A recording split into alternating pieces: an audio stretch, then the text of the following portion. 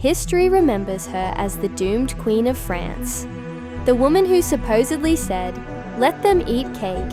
But before the revolution, before the guillotine, Marie Antoinette lived a life of extraordinary luxury, a childhood surrounded by music, wealth, and politics would prepare her for a destiny unlike any other. This is the story of her early life, the making of a queen.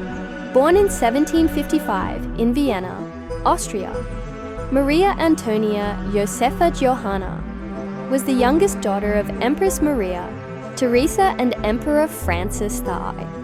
She was not just any child.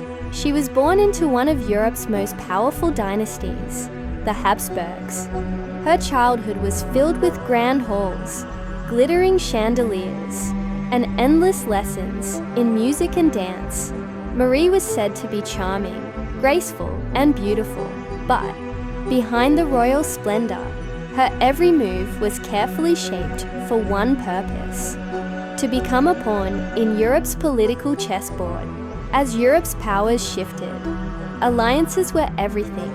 The Austrian court saw in young Marie the perfect tool to strengthen ties with France. At just 14 years old, her fate was sealed.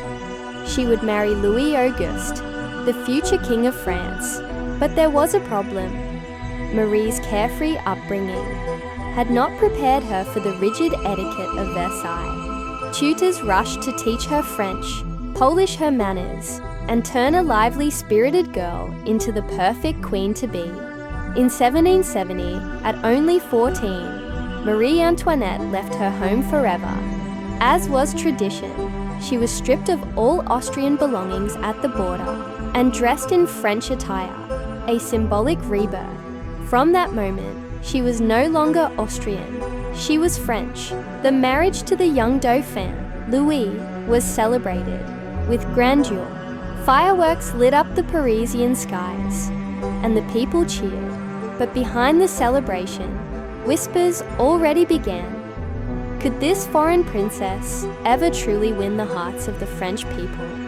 At Versailles, Marie entered a world unlike anything she had known. The palace was a golden cage, where etiquette ruled every second of the day. Even waking up was a ceremony. Ladies of rank competed for the privilege of handing her a glove or pouring her water. The young Dauphine struggled. She was criticized for her accent, her inexperience, even her fashion. But rather than shrink away, Marie Antoinette embraced her role in her own way. Through extravagance, she became a trendsetter, dazzling the court with elaborate gowns, towering hairstyles, and an appetite for luxury. In these early years, Marie Antoinette lived as though the world would never change, surrounded by jewels, gowns, and endless entertainments. But outside the palace walls, France was beginning to stir with hunger, anger, and resentment. Her story was only beginning. The life of luxury would soon clash with the storm of revolution.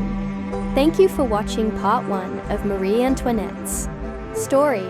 Subscribe for part 2, where we dive deeper into her role as queen, her struggles, and the scandals that shaped her tragic fate.